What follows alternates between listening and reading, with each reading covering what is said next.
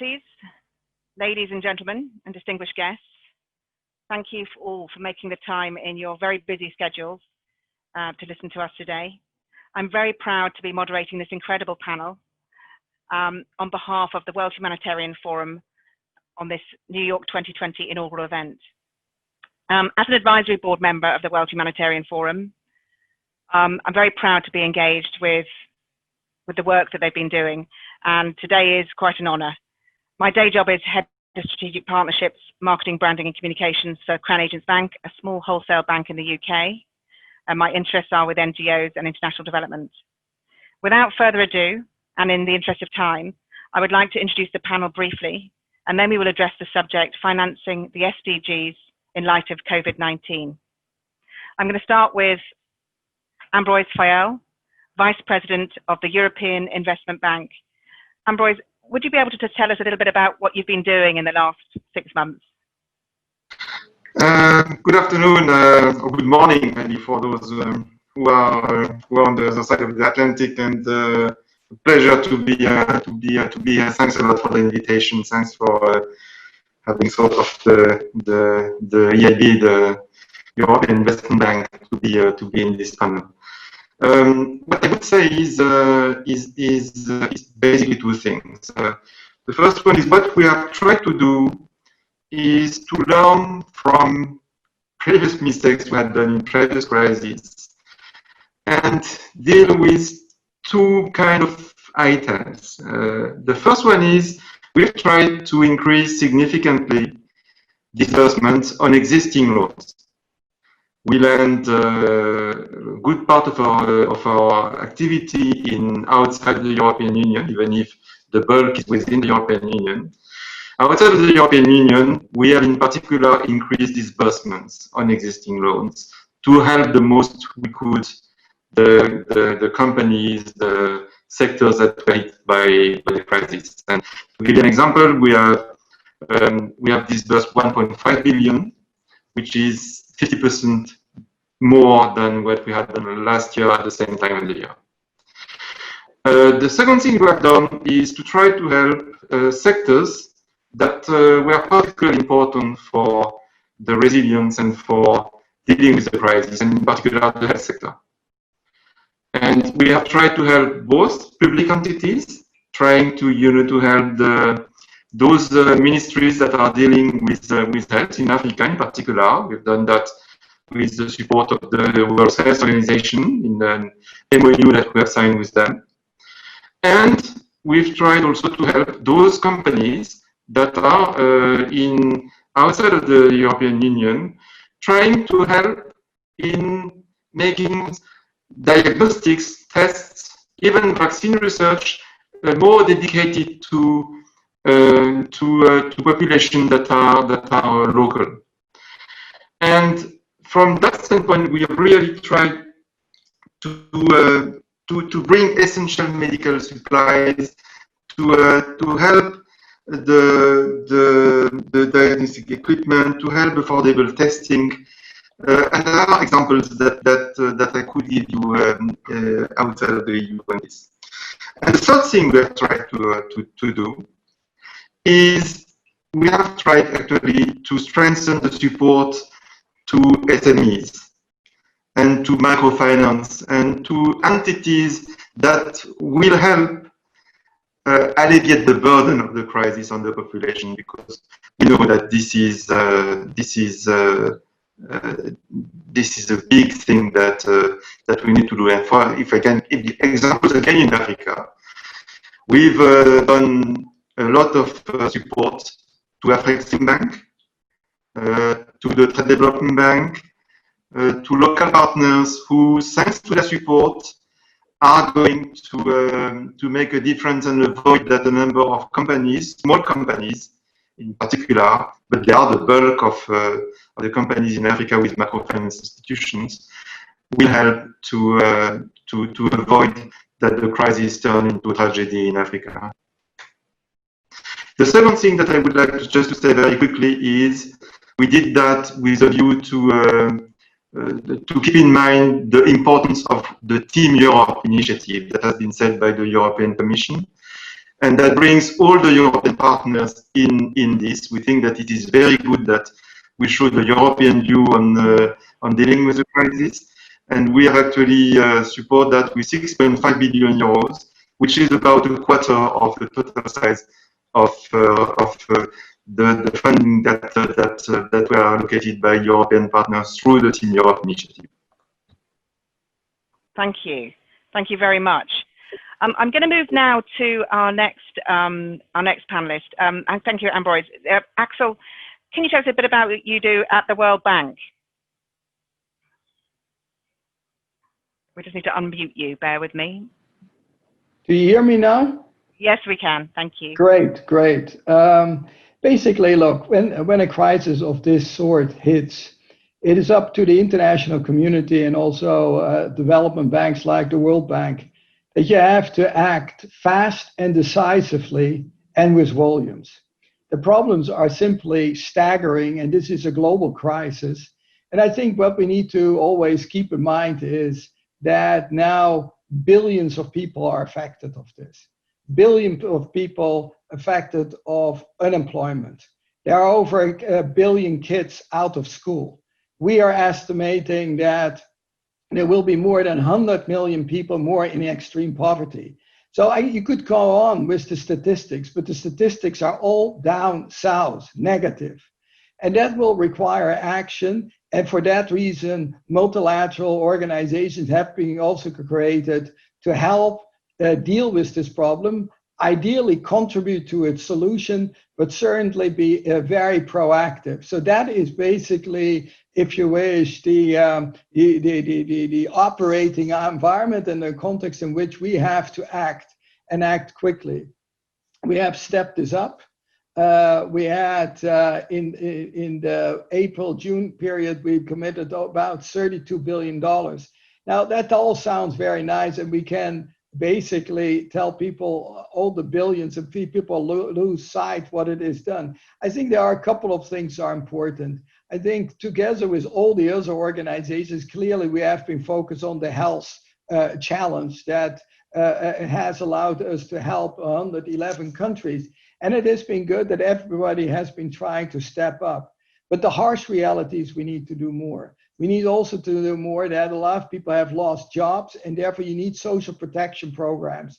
You see actually that people going hungry. You see the fragile countries even becoming more fragile. So what it means is, what we have said is we would like to do over a 15-month period, beginning from April till June next year, about $160 billion. I think we all need to do the max, and that is from the private sector to the public sector, and you sweat as much as you can get, because there is simply not all the resources that are going to be necessary. Mm-hmm. What is also, in addition, a new challenge is that in the very beginning, we saw this is all going to be a short nightmare, and then we go back. But the problem is that it will last longer. And that means we will need more resources for developing countries. This is the harsh reality. We are front-loading our resources, but our concern, particularly for the poorest countries, is that we will need more resources. That doesn't mean that we should not optimize our balance sheet and do more, and we will, but it will be also that we need a lot of grant financing for poor countries. And I'm thinking particularly of the fragile countries that will need our support. And given that COVID is a global crisis, we are in for an illusion to have only the solution for the OECD countries if we don't think globally. And that means we need to think also in good terms of solidarity. Final thing is that clearly the public sectors will be stretched to the extreme. What we need to make sure is that the private sector remains viable and can help the recovery. And that means that we do that through our private sector arm, but there is a huge challenge that we need to help the private sector, because ultimately they will again need to create the jobs that are badly needed, whether in OECD countries or in the developing world. Thank you, Axel. That was a great introduction. Jürgen, can I come to you next? And can you tell us a little bit about what you're doing there at the ERBD? Oh, we need to unmute you as well. I unmuted myself. I think after 6 months working from home, I've learned that a little bit, although I wasn't able to succeed with my normal computer. So this is an iPad. Apologies for the quality, but thank you for the invite to take part in this panel. It touches on two issues that I'm very passionate about: SDGs and sustainable financing. Let me start by saying a few words on the EBRD. EBRD was founded, as some of you know, nearly 30 years ago after the fall of the Berlin Wall. From an initial focus on post-communist countries, the scope of our operation has steadily expanded to the point where today we work in countries at all income levels across 3 continents: Europe, Africa, and Asia. To carry out this mandate, we actually have a business model that prioritizes what we call, or what I would call, boots on the ground. So we have more than 55 regional offices, many of them outside national capitals, spread over the 38 economies where we work. And while we primarily serve the private sector, so we are a private sector focused bank, we are flexible enough to work selectively with the public sector to help them unlock market opportunities. So let's now come to your real question. And there I'm very much with Axel. We have to act decisively. And if I tell you that EBRD was the first multilateral bank that actually came up with an emergency response facility, we called that ourselves our solidarity package. And as I said, during the last 6 months, we have been all working from home. Nevertheless, what we are doing is really extraordinary. Last year, for the first time in our history, we exceeded our 10 billion euro mark. And at the end of August last year, we were at 4.9 billion. This year, we actually are already at over 7 billion euros. So our new investments, we stepped up by over 40%. But that is not everything. Because many of the things we do, we cannot measure that in terms of new investments. Actually, what I also would like to highlight here, we have financed over 1,000 trade deals, trade transactions, with a turnover, with a value of over 2 billion. So also very significantly. And some of the things we do not see, our clients, they have been knocking our door, not only needing more liquidity, but sometimes actually needing more, needing just more flexibility in terms of restructuring and interest rate deferrals. So that is also something we have been doing very much. And then lastly, I think we cannot do this ourselves. And while governments around the world have rightly intervened more actively in markets during COVID, they alone cannot underwrite the growth needed for the economies to prosper. And that is why it's all important for all of us to mobilize the private sector. And to mobilize the private sector, we do this by making sure that we don't distort markets, that we apply market-based pricing. And actually, I'm very proud that even during these last months, where we see a perceived increased risk in many things that we're doing, we actually see many private sector banks or also insurance companies actually joining us in our effort. And we have mobilized hundreds of millions of private sector money to actually do just this, what we're talking about. And I'm very much looking forward to the discussion on the SDGs and how we can do this more. Thank you. Thank you, Jürgen. That was, again, another great introduction. Thank you for the overview. And Mahmoud, can I move to you next? And I need to mute Jürgen and just unmute Mahmoud. Thank you. Yeah, so I'm ready for your question. So Mahmoud, in terms of, I think our bios are available on the website, so they don't really need to go into too much detail on those.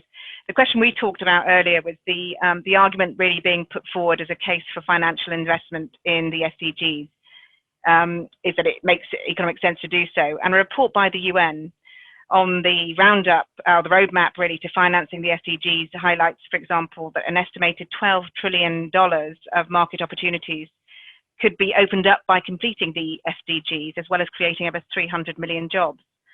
With this in mind, can we already see any examples of fulfillment of the SDGs leading to economic boosts or job creation?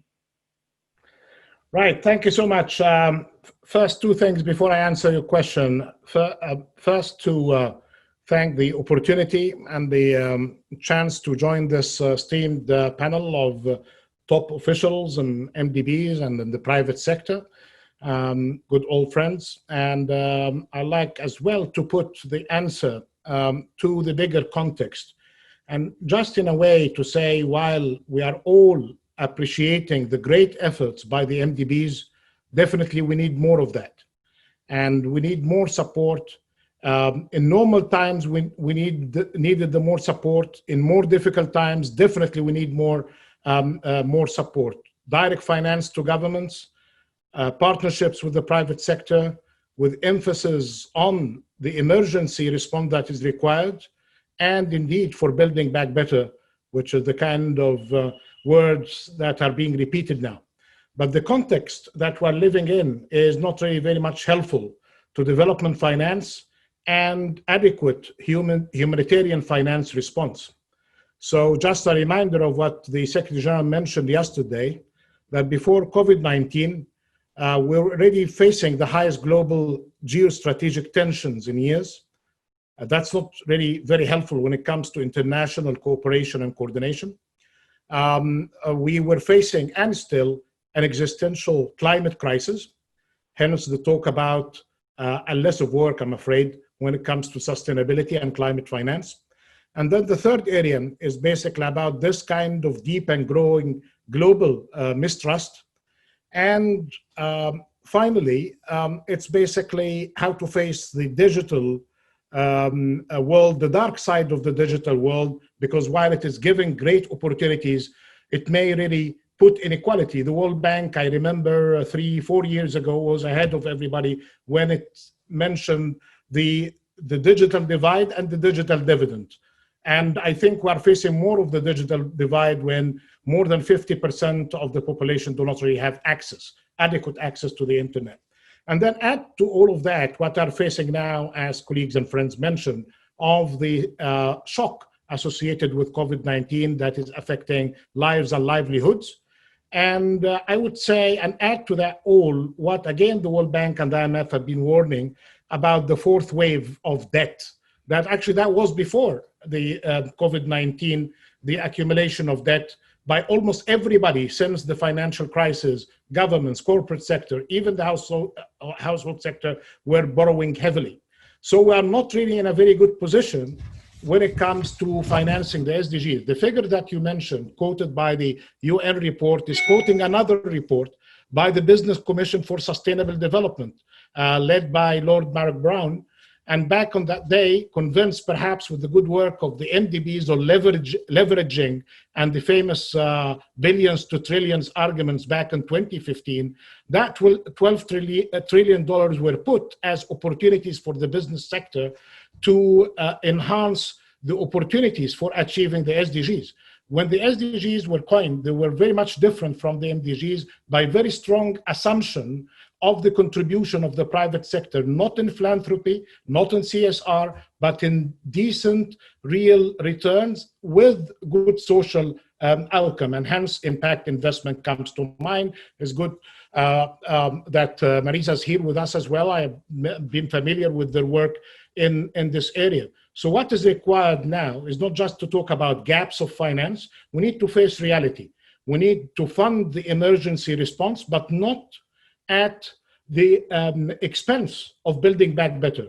Having two European institutions, I'm perhaps very much guided by the good work on the recovery fund that has this kind of interesting mix between short-term response and mid-term and long-term finance for inclusive growth and sustainability. We need more of that, but definitely not just in the developed world that had already spent more than 88% of the $12 trillion spent so far in the response to COVID, while the least developed countries spent no more than 2.5% of that figure because they don't have the money.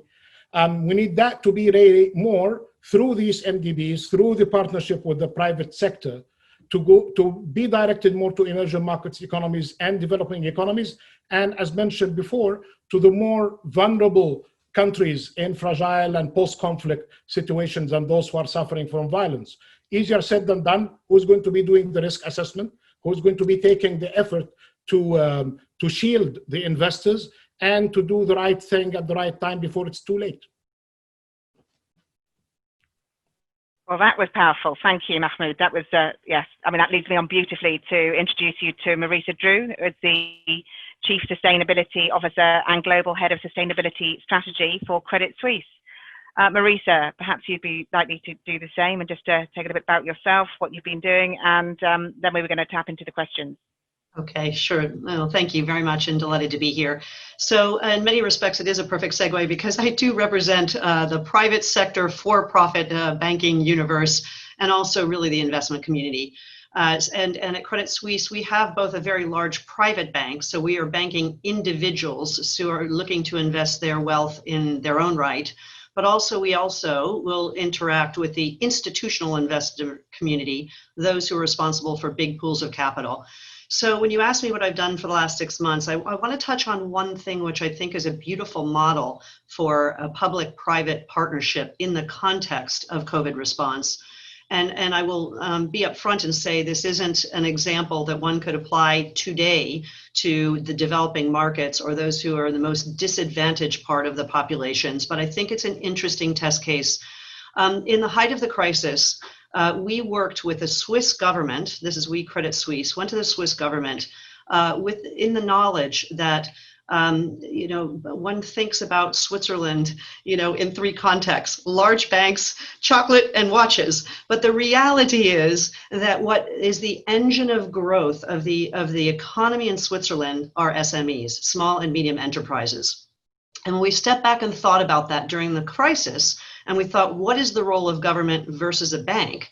As we had a discussion with the Swiss government, the discussion revolved around how do we support the SMEs because they are the employers. They will keep people in jobs and livelihoods, and they'll keep the economy going. So the model that we worked with was the government, rather than giving funding to the individuals directly in the form of support package, they came to us as banks and said, your job as banks is to deploy capital. And frankly, if we let you do your job, it'll get there faster and more efficiently. So in this partnership, they supported the banks in terms of backstopping the funding, but they said to the banks, you have relationships with all these SMEs. If they can come into your branch network and we can provide the backstop support, you can deploy the capital in the comfort knowing that it'll get there fast. And that's exactly what we did. I think we had more people through our branches in a week and a half's time than we did for an entire year, but it allowed us, with the backstop of the Swiss government, to get the money in the hands of the people. They could walk into our branch, as long as they could demonstrate they were a client of Credit Suisse and had a valid corporate number, they could get up to 500,000 Swiss francs in 30 minutes. Think of how powerful the immediate ability is to get that money in the hands of the people. So is that a read across for perhaps developing markets? Maybe if we could get the government to partner with the local banks, support from a credit point of view the banks could deploy the capital to the SMEs, and we're in a good place. So that's one thing that we've spent, of course, a lot of time doing. The other thing that I would also highlight, and this is when I get to our private banking clients in part, is that when I look back at Davos in January of this year, what did the entire conversation revolve around? Climate, climate, climate, to almost the crowding out of the social sector. I remember having these conversations with people in the social field saying, of course, climate's important, but so are social issues. And the top 10 risks and so on for the first time ever were all climate. We are in a moment, and what happened during the crisis is that climate did not take a back seat to people's desire to invest for positive outcomes. But what happened was the human visceral response to do something to help people in suffering brought the S to the table. And I think what we have been trying to do as Credit Suisse is use our platforms to raise the profile of the S in the first instance, so create a little bit more of an equal balance for where people deploy capital, put that on the agenda, but also draw the linkages between the E and S. So when we do have clients who deeply care about the environment, we are framing that in the context of, yes, the climate crisis from a healthy planet and environmental point of view, but what does that do to link into humanitarian issues? Because we know the biggest, shall we say, losers in the climate equation are going to be those in the most disadvantaged places in the world, the climate migrants and so on. The climate change will push all, hundreds of millions, if not billions, into poverty and so on.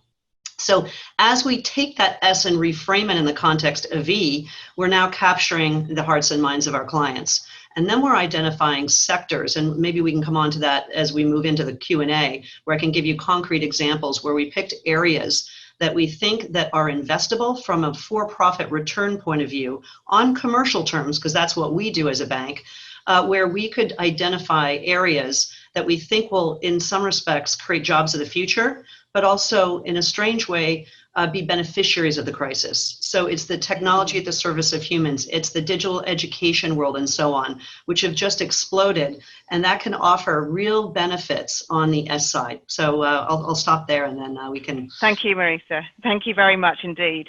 That's great. And I'm going to come back to the first introduction again with Ambroise, just talking about, you very kindly shared a bit there about the EIB and what you were doing, concrete examples. Going beyond and looking forward post or coming out of COVID-19 and this impact, what are your long-term objectives in supporting and developing resilience? Well, the long-term objectives are, and you're right to ask the question, because we need to keep them in mind, actually, when we think of SDGs, development, etc. And for us, as a long-term partner, and this is an issue that we discuss with our friends from other multilateral development banks institutions, we need to keep in mind two things, I think. The first one is the challenge of climate. We are in the process of becoming the EU Climate Bank. We have taken very, very tough commitments towards increasing significantly the share of what we do for climate projects. We want to be Paris aligned by the end of the year for our all financing activities, and this is a process that will certainly continue. It has big implications for our activity. It has big implications for the work we do inside and outside the European Union. And I think when you look at the long-term perspective, we will certainly look at it with the lens of climate activity. We intend also to, when you look at resilience, you need to also look at what the crisis has revealed. And let me give you one example to be short. The example is that, and Mahmoud said a word about that, the digital divide has become a key component to resilience. And when you see that in Africa you have 900 million people without any connection or good connection, and you have much more worldwide, this is an issue where we need to do much more, we need to invest much more. This is going to be important not only for the, it used to be something that was nice to have. It's something that is absolutely needed to develop your activity and a good business. So on this as well, we need to develop partnerships. We have one with the UN and the UN agencies, but that's something where we would certainly need to think long term to develop the activity everywhere. That's great. Thank you very much indeed. Naturally, leading on from that question, I think that takes us to Axel really on even before COVID-19 hit, and that was alluded to earlier on. It was estimated that by 2030, up to 2/3 of extreme poverty globally would be concentrated in FCV settings. The pandemic would undoubtedly exacerbate the social division, inequalities, and exclusion, which fuels conflicts. So can you tell us how the World Bank plans to support countries currently in FCV settings to tackle the COVID-19 crisis more, and how we will help other countries avoid falling into a state of fragility? You touched on it earlier, and I think we've alluded to some. Can you give us a bit more there about how we prevent other countries falling into that state?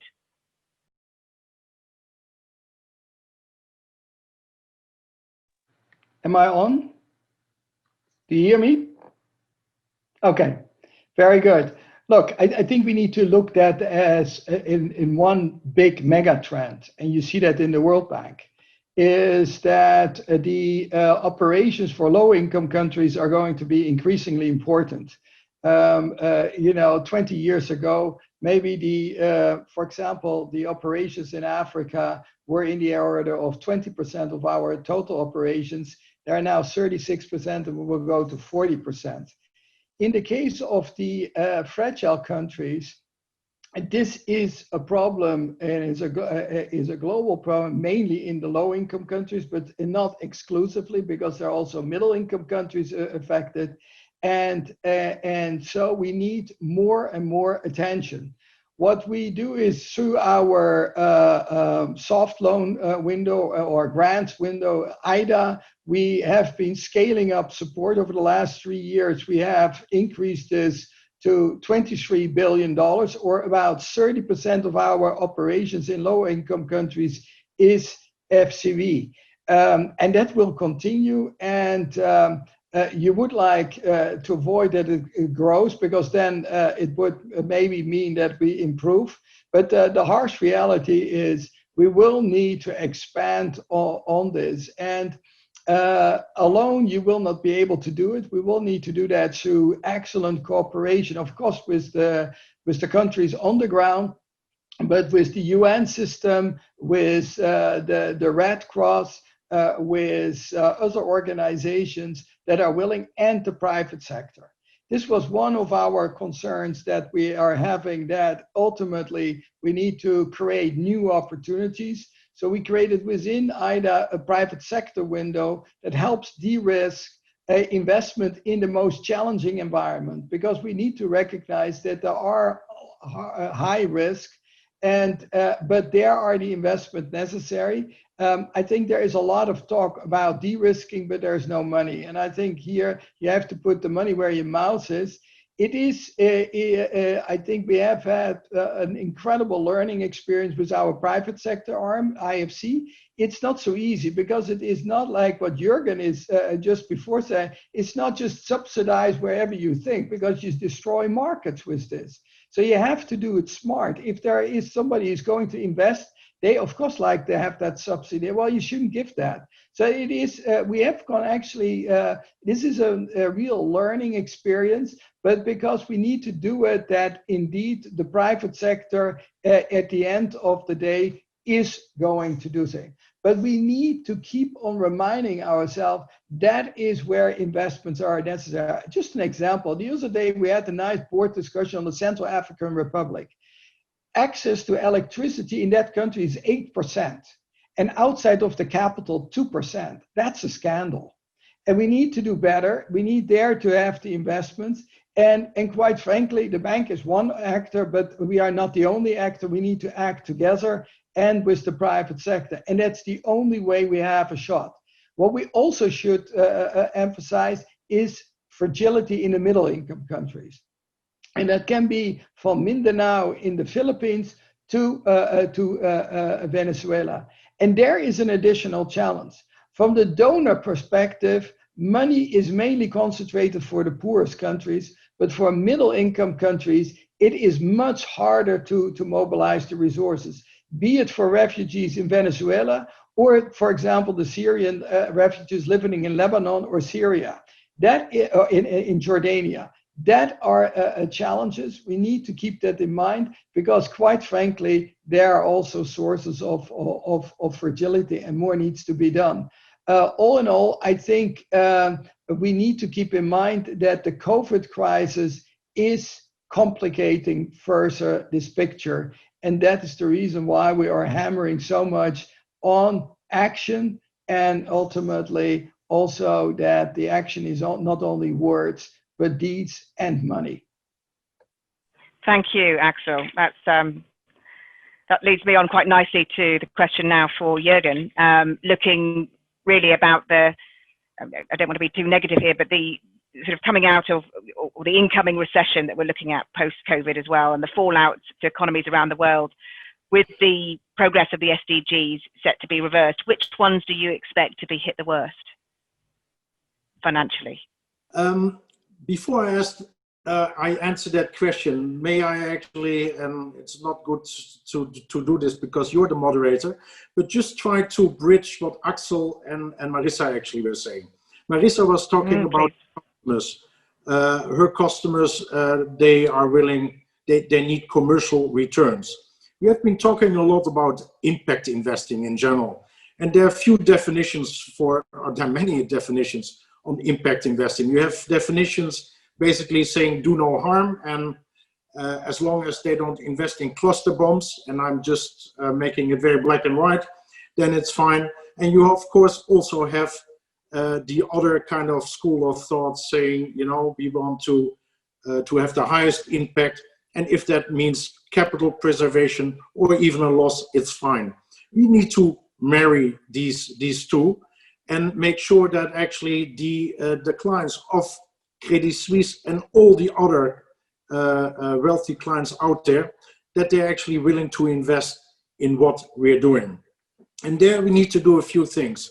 We have a joint responsibility here with the World Bank, IFC, EIB, and others. First of all, I can clearly say, and also I worked 10 years at the FMO, a Dutch development bank, where we worked 1/3 of our activity was in Africa. I can clearly say that the perception of risk is not the reality, very clearly. And this is when we invest as multilaterals, the NPLs might be higher, but the actual write-offs are not. So we can clearly demonstrate that by investing in vulnerable markets, actually we can make a return, and we actually can make a decent return. But then secondly, so this is one thing, we have to change perception. The other thing we need to do as financial institutions here, we can actually de-risk certain things, and de-risk by not only by participating, because sometimes that is already sufficient, because when we work with clients, in a way we give them a stamp of approval. We give them a stamp of approval in terms of know your clients, in terms of integrity, in terms of minimum environmental, social governance standards. But we also can de-risk it by taking a slightly higher risk. And I'm not sure that this combination actually has already been successful, and if so, it hasn't been scaled up. So then, and I know my time is up, but then to your question in terms of what SDGs are affected, and to be honest, I almost would say many or all of them during the COVID crisis. But and I think Mahmoud said something about green financing, and now the new term is building back better. Actually, what we have experienced as EBRD last year, I already told you, 10 billion for the first time in investment, and also 46% of everything we did had a green angle to it. So we were very, very, very proud that we actually were finally moving forward to becoming a majority a green bank. Guess what? I just told you our very, very extraordinary good figures. What I haven't told you is actually where we were not successful, and that was with the green angle. In many cases where we actually had to choose between keeping a company afloat, it meant that we couldn't always put a conditionality there. So you actually did see that our green financing share has dropped dramatically to below 30%.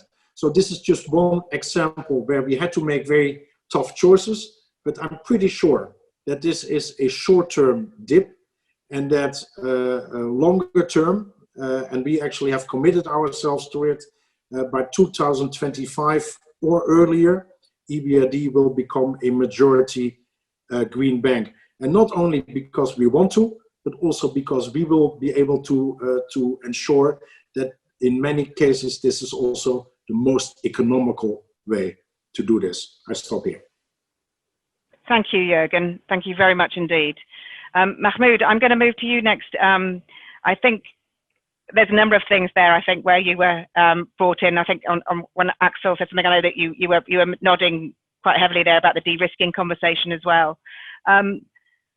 I think it is particularly challenging. And when we move on to Marisa, I'm sure there's some challenges there. We've got to encourage some of that private sector interest as well and make it slightly easier. But at the same time, there's always that regulatory element as well, and which is always a risk. What are your thoughts just in terms of how we can work with these, the SDGs being reversed? Which ones are going to be hit the worst financially?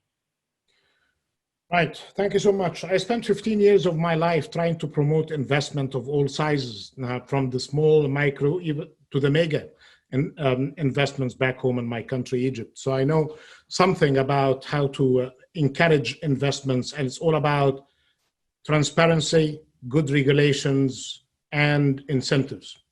And I think we are not doing well at the country level, despite the talk in any of these.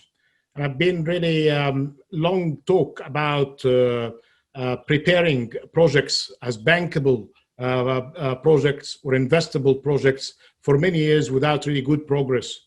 And that's why we need to do more in this area about information availability and all of that. When it comes to risk management and de-risking, I think the starting point is adequate data and information to guide the decision makers from the private sector and their partners from development institutions to do their job. And I think this is an important area for work. Then, since the talk about the ESG, SDGs, and sustainability is about, we can really see a great deal of discrepancy on the engagement of the private sector here. Even when sustainability and climate finance, you can really see more work by the investors in the mitigation area and less so on the adaptation. And hence we see this kind of important work pushing for more work in the adaptation side. But it's all about the opportunities.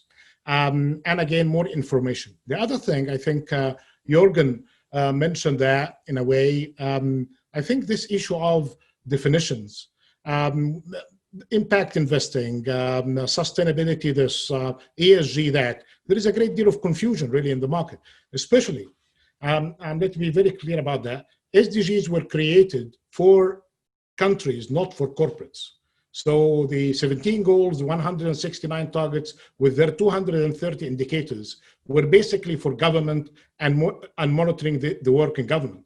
How to get ESG speaking to the SDG nicely, because they are almost the same, but at the corporate level, we need very serious work. Good, welcome news, and in some tough times, I have seen yesterday the announcement by the Big Four, the auditing firms, agreeing on a framework for auditing ESG. That would be a good start, really, by knowing what we're talking about when companies and investors claim that they are doing some good work in the ESG world. This is one thing. The other thing that we saw some countries, not just in Europe, but New Zealand recently, is taking issues related to disclosure very seriously. And now matters related to climate investment is going to be mandatory in New Zealand, with a pipeline of countries following that. That would be very helpful. Helpful to the investors, helpful to the general public who are very concerned about that, and actually to know more about what we're talking about.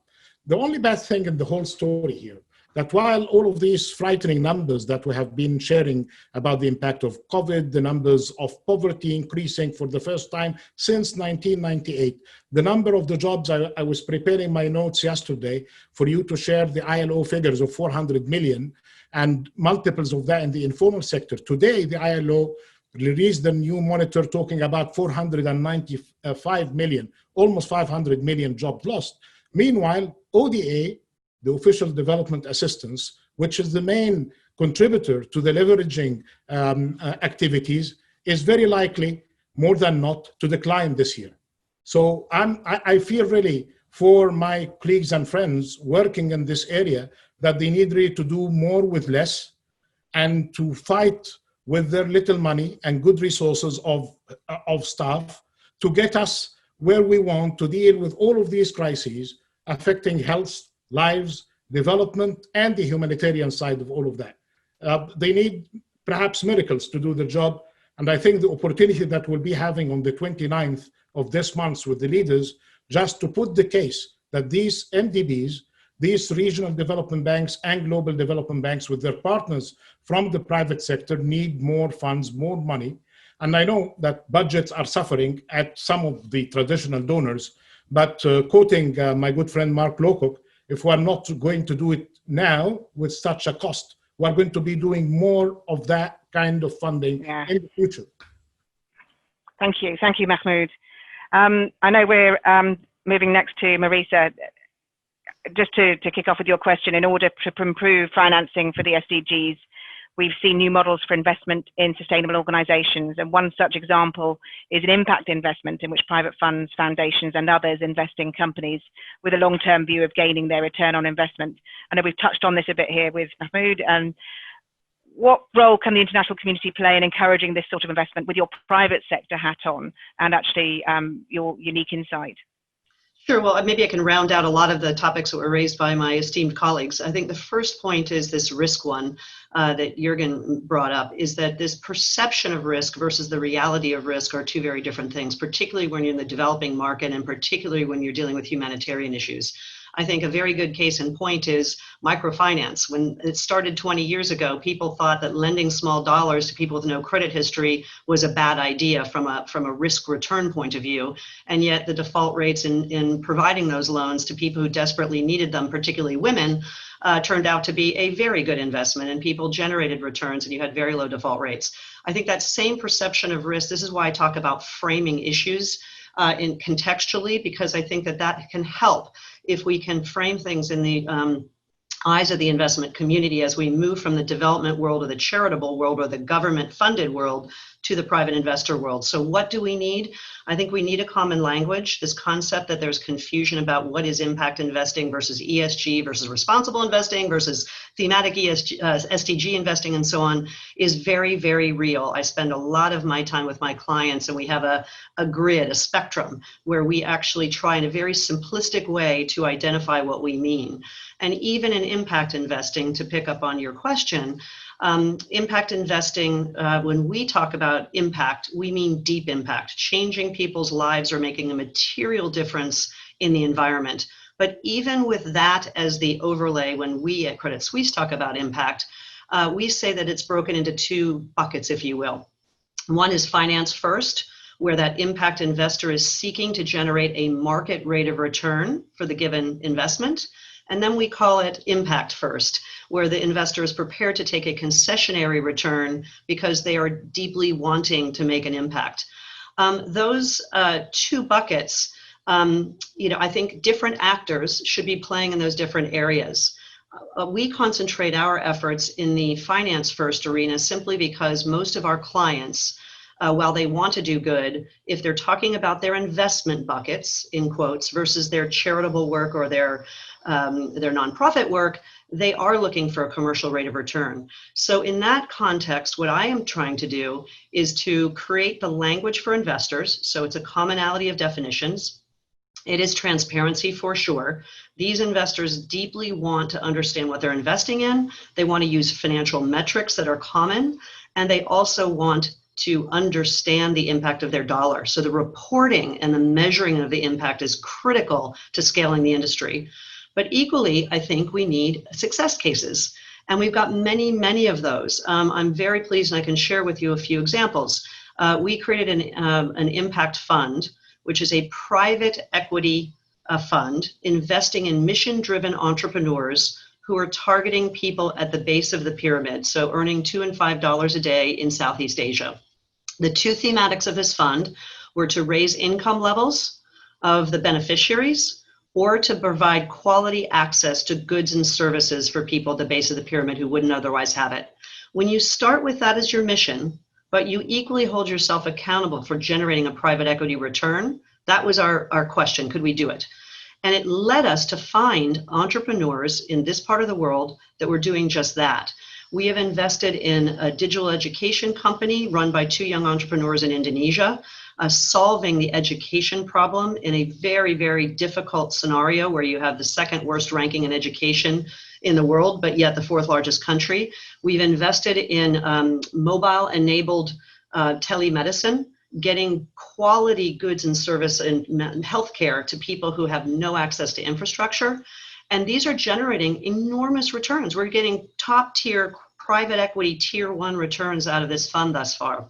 So I think you can do it if you set yourself a goal and you're very clear in what you're trying to accomplish. And then if we can show those success cases, what it's going to do is give confidence to the finance industry. So the next fund will be bigger, the next fund will be bigger. And I always like to remind people that when private equity started more than 20 years ago, the sizes of those funds were tiny. They were 10, 50 million, whatever. They weren't 11 billion, which is what they are today, which is exactly where the impact investing world is. It's only several years old in its truest form, but each success raises more and more capital and gives more and more confidence, which is the same phenomenon you've seen with ESG investing or sustainable investing. It's now a $30 trillion market in a very short period of time.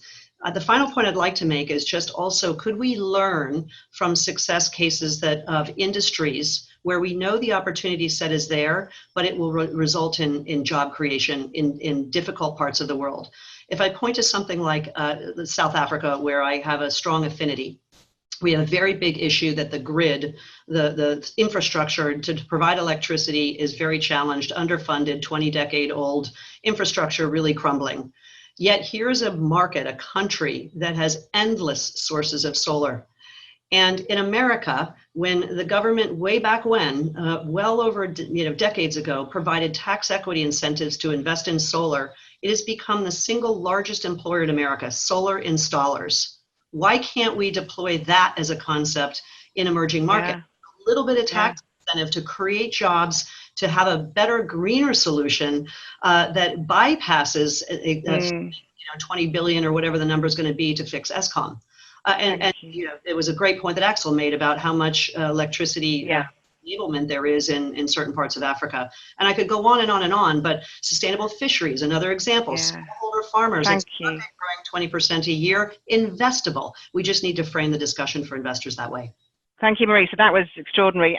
I could listen to you all for hours. I think we've got to close now. So I was just going to ask if each of you would just give maybe a 60-second closing remark each, just for people to think about as they go on with their days, based on the conversation we've had today. I think, to use Mahmoud's words, doing more with less is a very powerful takeaway from this.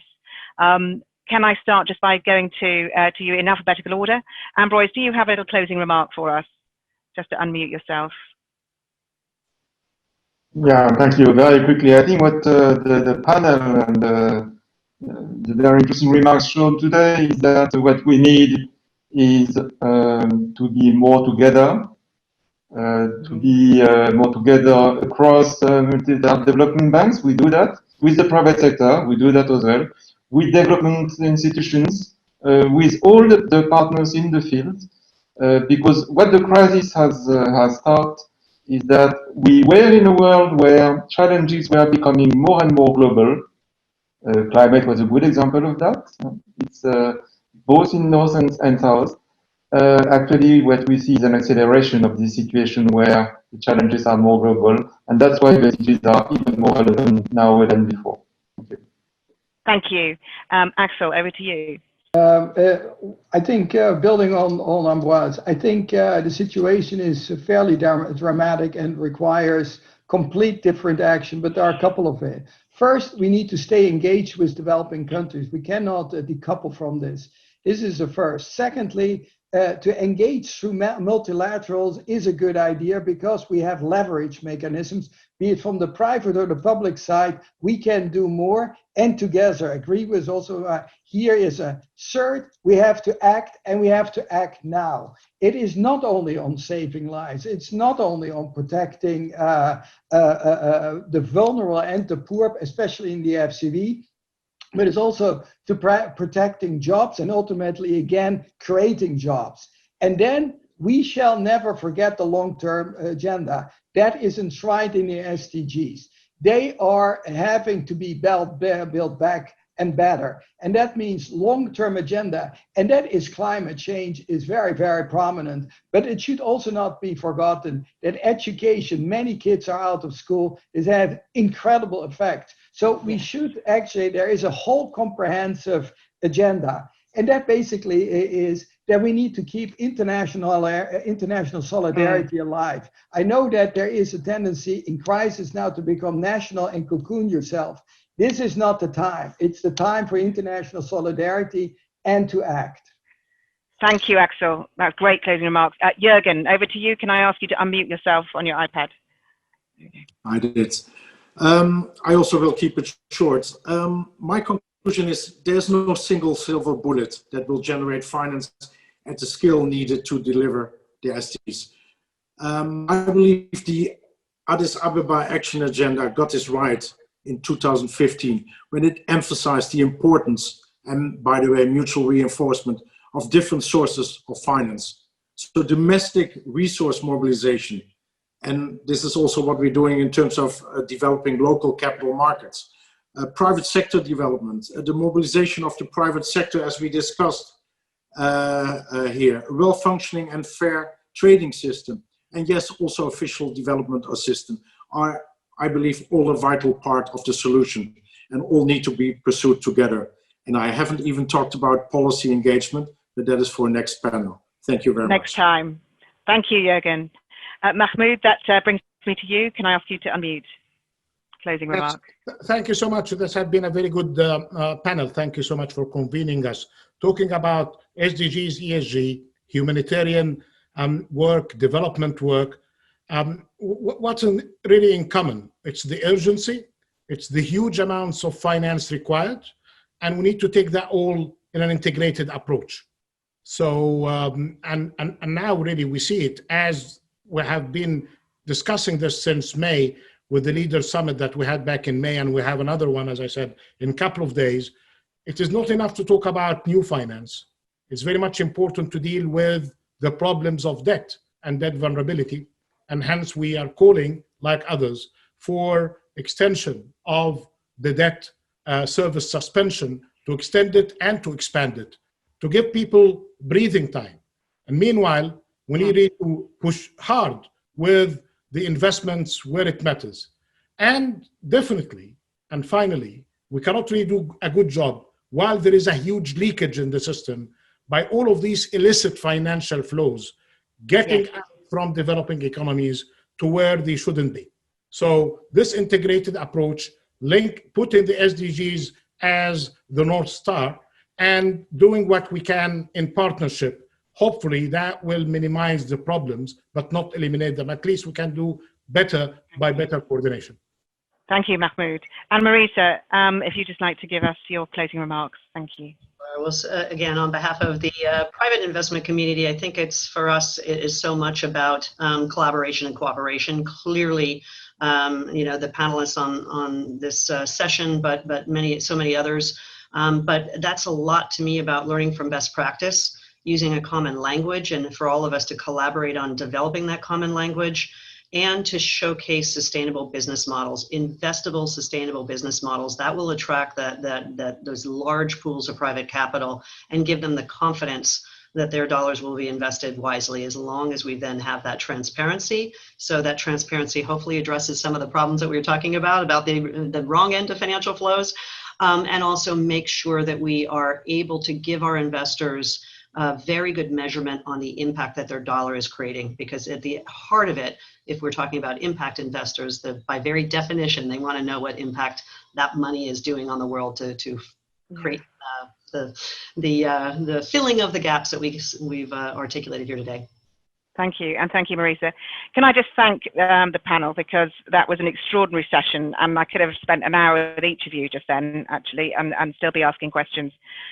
I think really your input was extraordinary, and just the snippets we have, it's quite clear we can't succeed, we can't get anywhere unless we're working together, unless we have that collaboration, that is a symbiotic relationship with the private sector. It's with, to get those SDGs to do what we're trying to do to get out of this mess, that it's a long road to climb. And I think that doing more with less, the perception, the risk, reality, all of it is quite powerful things to take home. So thank you. And thank you to the World Humanitarian Forum and to all of you who've joined us today. And we look forward to seeing you again soon. Thank you.